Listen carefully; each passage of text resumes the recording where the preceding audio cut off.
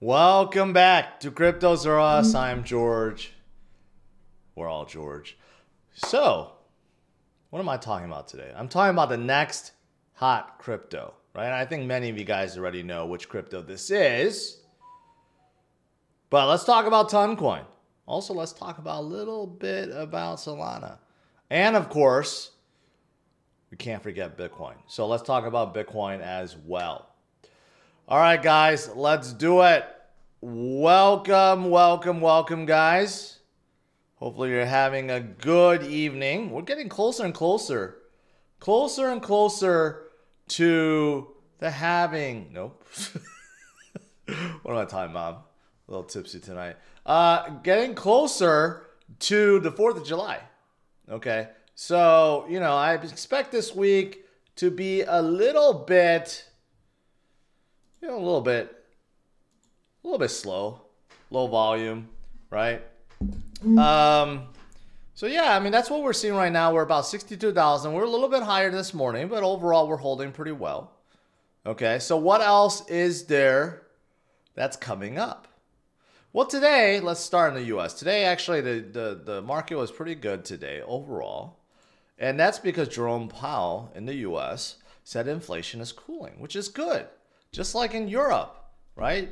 Whether or not inflation is truly cooling, that does not matter. As long as the data says so, right? The data. So that's good. So that means a rate cut is coming, right?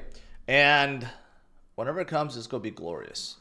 Okay, that's what we're waiting for. Probably not this month, but next month, right? Or September. It's going to come. So this is pretty positive overall. Now, of course, this could be a huge catalyst when it does come for the entire market and for Bitcoin, okay? History suggests that Bitcoin is likely to hit an all-time high this year. Well, no duh, okay? I knew that. I've been telling you guys that. There are a lot of data that show that Bitcoin is going to go a lot higher, okay? And I'm going to show you some more tonight. 50% of hedge funds, 50%, over 50%, have exposure to Bitcoin. You know why? Because Bitcoin is crushing stocks, crushing everything else out there. I know a lot of you guys seem to think that we're in a bear market again somehow. And somehow, like, we have lost all gains. And somehow that we have topped out and we're not going any higher. That is simply not true. Not close of being true. The reason why 50% or over 50% hedge funds have Bitcoin is because look at the growth. Look at the growth. This goes back, I don't know, since a year ago. Bitcoin is up 94%. S&P 23%. Dow Jones 14, Apple 10, Tesla 29, minus 29, right?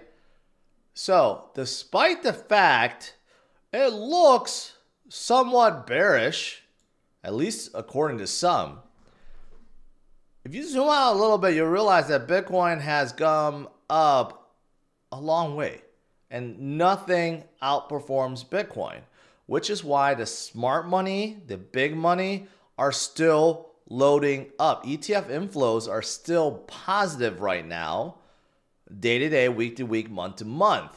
The smart money, big money, they are loading up because they fear inflation and they fear that they will miss out on the FOMO train, right? That's why they want to get in early. Even Standard Chartered, an $800 billion asset bank, says that Bitcoin could hit all-time high by August. Not even by end of this year, by August. And $100,000 by election day. Hey, that's not unreasonable. Tom Lee of Fundstrat said $150,000 by the end of this year. If we hit $100,000 by election day, we still have a whole month before end of year. Can we go up another 50% to $150,000 by the end of the year? It's certainly possible. Okay, we have seen Bitcoin make crazy moves, and when the FOMO train hits, it hits hard. That's why all this big money, smart money are loading up. Okay, even a bank, a huge, enormous bank out of Europe is saying the same thing. That's telling you something. The confident level is so insanely high right now, right? I mean, they're putting their neck out. If Bitcoin ends up being like 20,000 by election day, think about how bad this is going to look for them, right? So obviously, they believe, at least the CEO does, and so many others also believe, right? And if you don't have this kind of belief system or faith, well, just look at some of the charts. Look at some of the fundamentals that I've been showing you guys over time, right? Here's one that shows, yeah, you know, we went all the way back down to 15,000 and all the way up back to 60 plus. And we are getting ready to break out of that bull flag, right? That's what it looks like. When in doubt, zoom out. That's exactly what it looks like on a bigger scale, right? And same thing. If you want something else, this is looking at Bollinger Bands on a weekly scale. We are having a massive squeeze. We haven't had a squeeze, okay, this tight since you go all the way back to like almost, I don't know, 2016 level, 2017 level. We haven't seen a squeeze this tight since 2017. And that's when Bitcoin was around $1,000. And then it shot up to 20,000. It went up 20x since then, right? We're seeing that kind of squeeze right now at 62,000. Think about it. Take a second to think about it. Last time this happened, man, we were $1,000. So that's how crazy it is, right? So basically, like I've been saying, when in doubt, zoom out. Do not be fearful, okay? The fundamentals are awesome for Bitcoin. Technicals are awesome for Bitcoin, right? We do have some FUD. We still have to worry about Germany selling. Yes, that's still a thing. Mt. Gox distribution, yeah, still a thing. But everything is going according to pattern. Looking at fractal patterns, we're looking at signals, we're looking at technicals. They're all fantastic. And from a macro perspective, when we get that rate cut, it's going to be absolutely phenomenal for Bitcoin, right? So all good things. Now, outside of Bitcoin, some of you guys may have noticed there's a couple of alts that are doing pretty darn well today. Sol being one of them, climbing up above $150. One of my favorites. Okay, you guys know I talk about Sol all the time. It's coming back full force. When that Sol ETF gets approved, it's going to start flying, right? So Sol is showing a lot of strength right now. But another one that's showing a ton of strength, no pun intended, is Toncoin. And is now above $8, okay? So Toncoin is hot. So it is definitely the next hot crypto, even though it is so large already. But if you're looking at it, it's still relatively small compared to, let's say, Solana, even though it's already at number 8 at $20 billion. But Solana's at 70. So can it still do a 3x, 4x just to catch up to Solana and possibly BNB? Sure, it can happen. So why is it so hot though, right? Why is Solana going up so much? Just look at this. Performance of top 50 assets by market cap in Q2. Guess who's up there? Toncoin at 41%, right? And even according to Grayscale, besides Bitcoin, Ethereum, Solana, who's fourth on this list in terms of high potential assets? Toncoin, right? There are just a lot of things going on with Ton, okay? First of all, they have a ton of money. They're associated with Telegram, and they have a ton of money. They launched $115 million as a incentive program to drive dApps inwards. So absolutely fantastic, right? And they have dApps. Besides Clickly Games, which is still very important, and I won't get to that in a little bit. They have dApps now. Here's an adsgram, which allows many app developers to have or to insert ads into their dApps, right? Everyone hates ads, but if you have a very, very, very popular app where millions of transactions are happening all, every second or whatever it is, right? That could be a lifeline for some of these dApp makers that aren't making a lot of money. So it's another income stream, right? So that's pretty cool, right? What else is happening? Toncoin gets green light for trading Kazakhstan. I don't know how much volume Kazakhstan has for crypto trading, but that's good, right? And I know they're still expanding to a lot of different exchanges around the world as well, right? But man, the buying, ultimately, what's happening is the buying, right? This chart is even outdated because it's above $8, right? But you have a ton of buying, again, no pun intended, around $350 million just the last week alone. $350 million. And now, right, you're seeing the flipping happening in terms of addresses, daily addresses, right, that are being used per day, every day, is now above even Ethereum. I showed this morning, but it's a staggering stat if you think about it, right?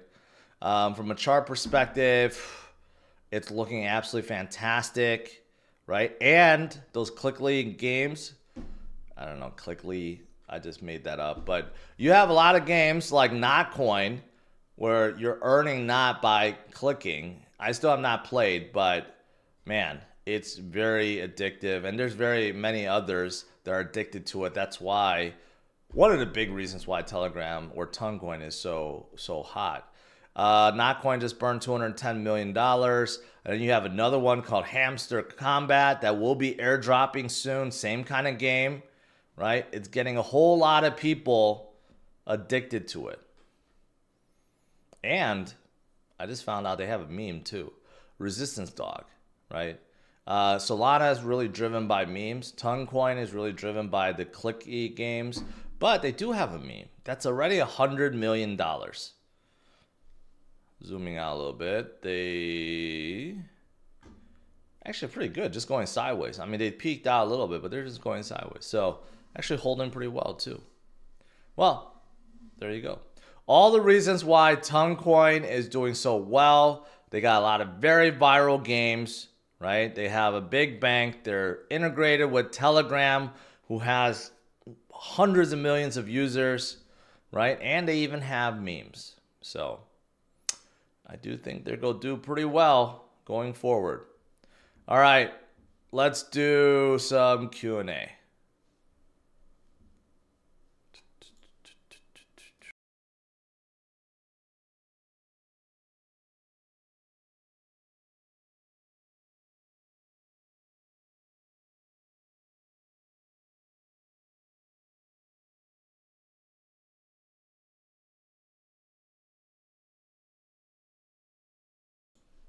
Solana is up, you could see, up almost 10% for the week. 3% today, not bad. And Toncoin up 4% today and 7% for the week.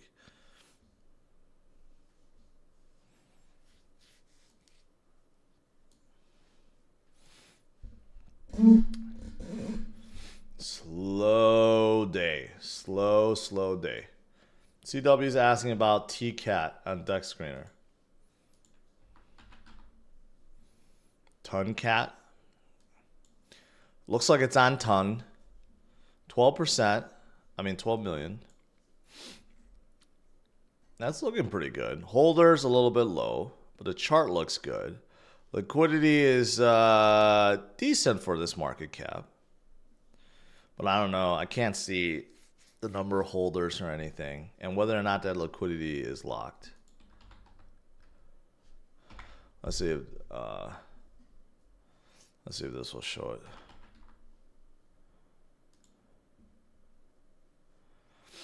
the liquidity is not locked. At least doesn't show it. So that's a little concern, right? If you don't have a burned LP or a locked LP, that means whoever runs this could totally rug it, okay? When people rug it, that's usually what happens. They just pull out the liquidity, or anything they snipe, they would dump, right? So you got to be careful of that. This doesn't show the top holders or if the liquidity is burned. So I'd be careful.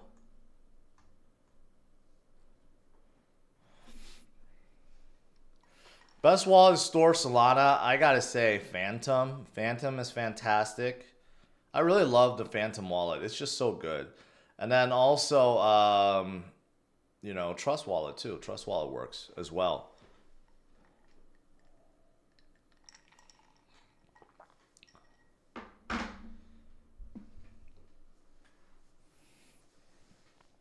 Brianna is asking about Toncoin. I really don't know. Toncoin was so hot. Now it cooled down a little bit. They've done some marketing. I don't know if they're going to come back. It seems like this other coin, Hamster's Combat, is kind of taking over. But maybe Toncoin will come back. I don't know. They kind of led the way, I think, with the Click League games.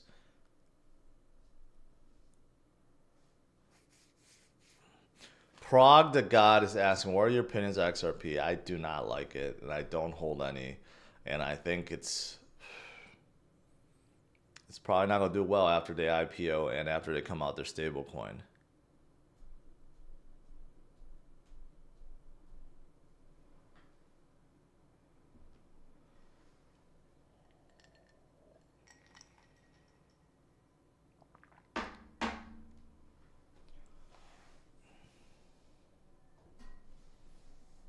Maybe wait for after football Euros are over in Germany, as they seem to be selling Bitcoin when the tournament started. I think that's probably a coincidence. I don't think that's probably related. Correlation does not mean, or does not mean causation. Is that how the quote goes? So what do you think about ADA? Yeah, also something that I'm not holding. I'd much rather be holding Solana or Tongue than ADA right now.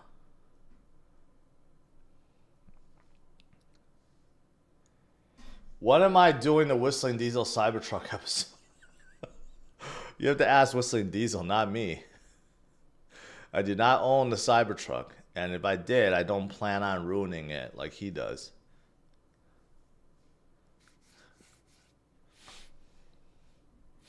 TCAT was launching a Yaz pump. That, I don't know if I'm supposed to know what that means. But as long as the liquidity is not burned or locked, you better watch out.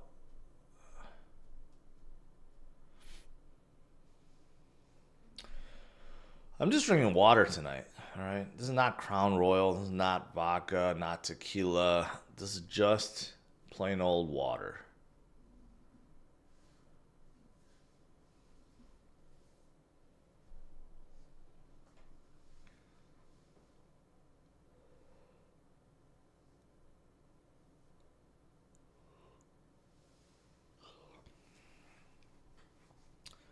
What do you think about NBA trades today? I actually did not keep up. I just know that Klay Thompson's going to the Mavs. And everyone's talking about how good it is and how like everyone is like pissed off about it. I don't think anyone's really pissed off about it, right? Will it make them better? I would think so. But you know, the reason why the Warriors let him go because he was in a crucial, you know, game, and he went 0 for 10 in threes, I think. And he scored 0 points that game. So, is he washed up? I don't know. I think he could still play. But, you know, the Mavs need him to hit some threes and he starts missing. Well, I don't know. I don't know about any other trades. I didn't pay attention.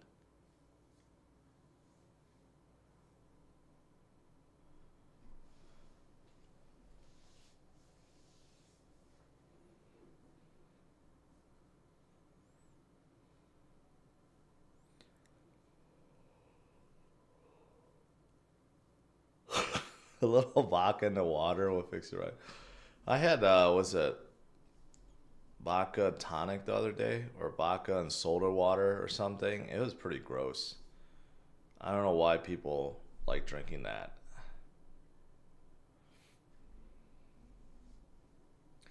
Lane Simpson. He's not coming back. He's no longer producing videos. He is doing it for Patreon, but not on CryptosRUs Plus anymore.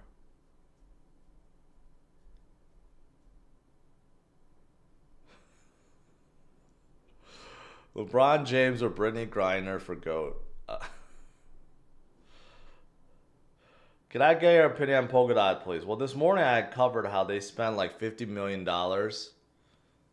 on marketing and has really gone nowhere. And you know this animated logo?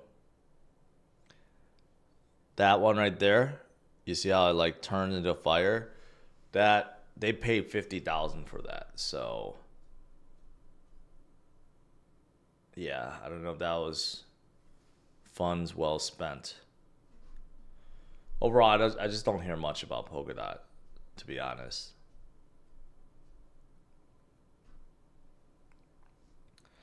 What do you think about Dog on BTC? I don't follow it. It's a rune. A lot of people are getting out of runes. It got really hot, and now it's just not. So, just like anything else, it lost a lot of momentum. Well, I'll say it's basically at the same point as when it first listed. So, it's not bad, but, you know, it was up here. I don't know. I don't know if runes is a fad or not, but it's another way to create tokens, right? On top of Bitcoin. More washed out, Ben Simmons or Clay? You know, I gotta say Clay. Ben Simmons still has a chance. He's still young. If he gets over his mental issues, he could still be good in NBA. Clay is just old. He's just too old. I mean, I think he could still put up like, you know, for the Mavs next year, he could still put up a solid 16 to 18 points a game, right? But whether or not you can use him down the stretch for like those important games, I don't know. Paul George signed with Philly. I think, yeah, I heard he wanted to sign with Golden State, but they wouldn't let him. It's kind of stupid. Paul George also chokes. He just can't. He can't perform when it comes time to the big shots. Him and I don't know. Kawhi Leonard. Like, I don't know. I don't think Clippers are gonna go anywhere. Harden is too old. Who's the other guy? The point guard. I forgot his name. He's too old too. Any idea why Pendle dumped 70% today? I have no idea. Chef Mike Life. I have no idea.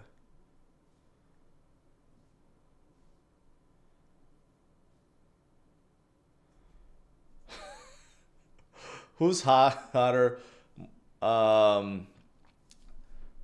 would say Solana. Margot, Robbie, or Solana? Probably Solana. I mean, it's just father time, man. All these guys playing NBA, of course, they're, you know, during the course of their career, they go get banged up, and when they hit like, you know, early 30s, mid 30s, their performance goes down dramatically, right? That's why like people don't realize that LeBron still being considered a top 10 player while being at 39 and 40 next year. I don't think people realize how amazing that is. Okay. Everyone else that ever played at the age of 40 was averaging less than 10 points a game. Like, and he's still like, he could still average 30 if he wanted to. And he still gets highlights. He still gets above the rim. Like, that's why I don't think people realize, they take him for granted. But people don't realize how amazing that is. Everyone else, after you look at like Dwayne Wade and all these guys, after they hit like 33, 34, it's just like they went downhill fast. Same thing with Klay Thompson now.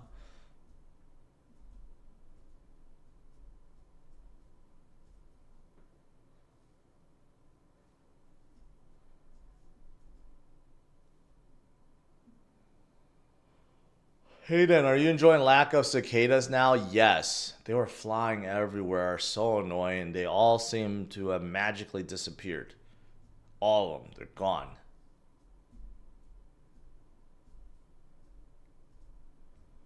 I'd like to meet Harden at a strip club someday. I know he loves strip clubs. I love to meet him someday. I went to one in Miami, and people that go to them in Miami know which one I'm talking about. I stayed in a room that he was at the next day. At least that's what the host told me. I don't know if that's a good thing or not, but one of these days I'm going to meet him.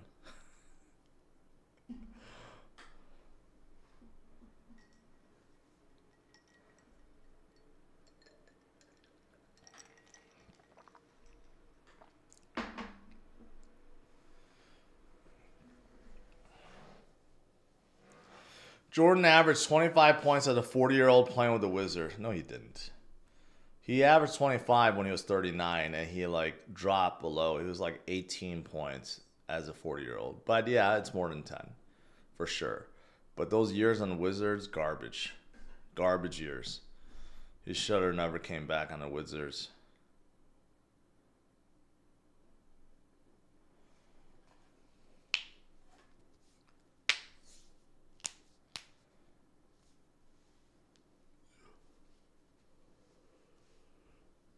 Sam King, you're just a hater. You don't think LeBron could average 30 points? He could easily average 30 points. If he just was a ball hog and never passed, and he just shot everything himself, he could easily average 30 points. In today's NBA, with as many threes, many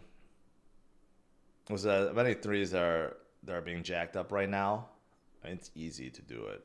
These guys could all do it if they wanted to. And some do, but they just never go anywhere.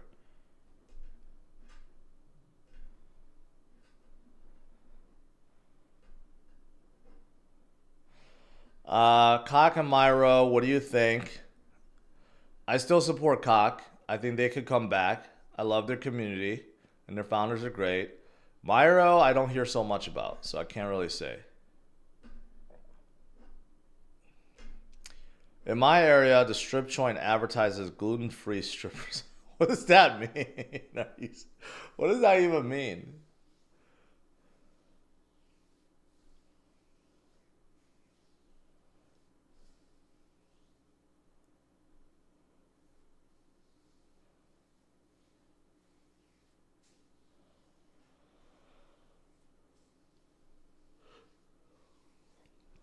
Farrell, this whole thing. So I consider myself an old head, I guess, right? This whole thing that old heads keep saying that, oh, the modern NBA is less physical than before. That's true. That doesn't make the modern NBA easier. The talent level now is way higher than before. Okay. You can't deny that. Look at the bums that were playing back in the 90s. Okay. Look at like Judd Bushler and even Steve Kerr and Bill Wennington and Luke Longley. Okay. Look at the bums. BJ Armstrong. None of those guys would be in the NBA today. If they were in their prime, they wouldn't even be playing in the NBA, right? So you take any of the bench warmers now, they'll be like all-stars in the night. No, they wouldn't be all-stars, but they would be much more productive. So this whole crap about, oh, it's more physical before because, so it makes it tougher, right? But the talent level back then versus now is so different. Anyone playing now is so much more skilled than before. Besides like the all-time greats, right? Besides, of course, the stars, Jordan and Barkley and, I don't know, David Robinson, Hakeem Olajuwon, like Shaq. Yeah, of course, right? But you look at all the role players and bench players from the 90s, they're all big trash.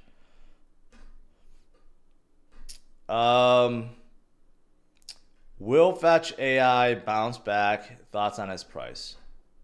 It will, but it got set back because Coinbase said they're not going to convert. They're not going to support a conversion to ASI. So that's a huge drawback, a huge setback. But I think, yes, they will come back.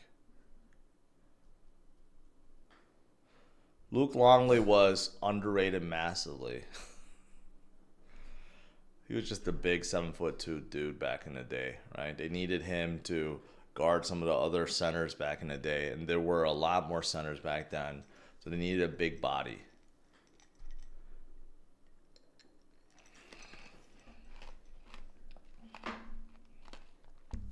Well, I'll give you that, Kelly. Bronny should not be in the NBA. He's in the NBA because of LeBron, right? That's it. Otherwise, he would not be in the NBA. But Bronny, back in the 90s, would be a starter. You're saying that he's not better than, like, B.J. Armstrong? I don't know about that.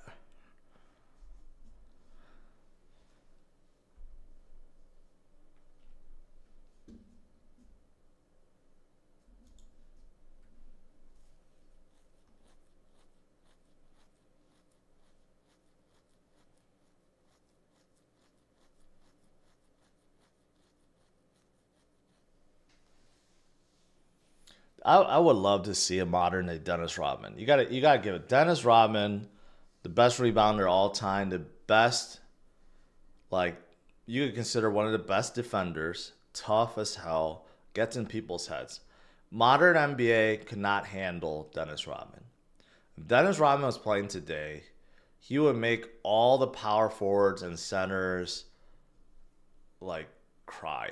Like, modern day guys would not be able to handle Dennis Rodman at all, right? I will give you that. Like, some of the guys like Dennis Rodman are, like, I don't know, generational on the defensive side. You really don't see anyone else like him anymore. Maybe Draymond Green, but just not really the same.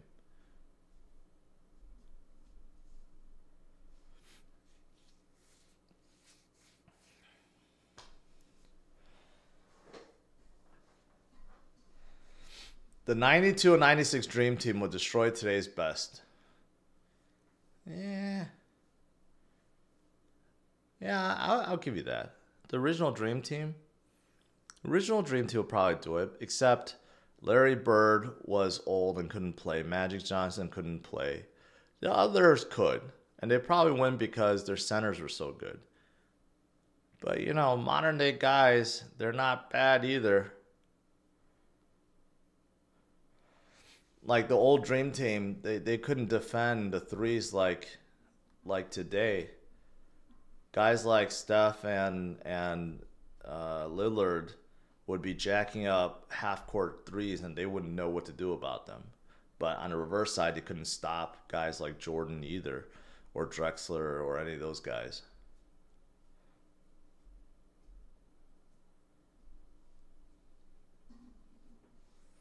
Like, if you put Rodman on Jokic or Giannis, he would totally take them out of the game, right? Even though he gets like his 8 points or 6 points, whatever, but he would shut them down because he would get in their heads and basically make them play horrible.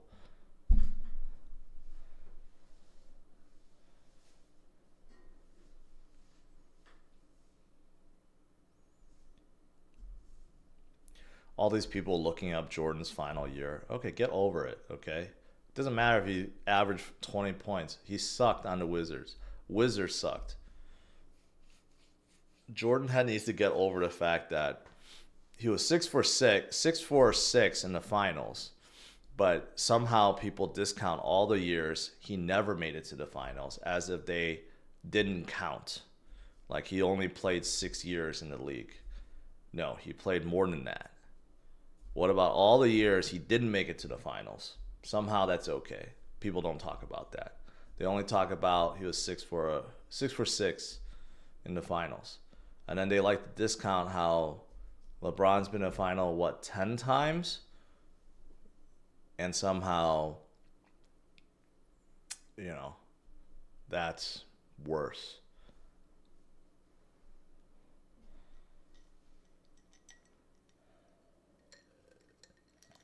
Scottie Pippen. Scottie Pippen was good. Underrated. Bronny James will cook everyone in Dream Team. I don't know about that. He's not that good, okay? He's not going to cook everyone. He's not going to cook. He's not going to cook Jordan for sure. Yeah, I don't know about that.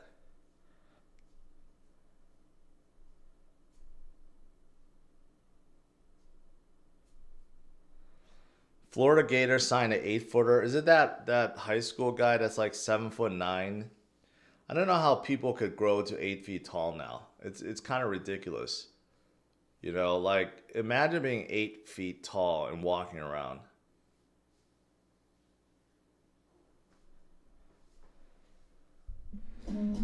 All right, that's enough. I don't know what else to talk about. People are complaining. Anyways, stay strong, my friends. Okay, a lot of great things still happening. It's always scary before it's not, right?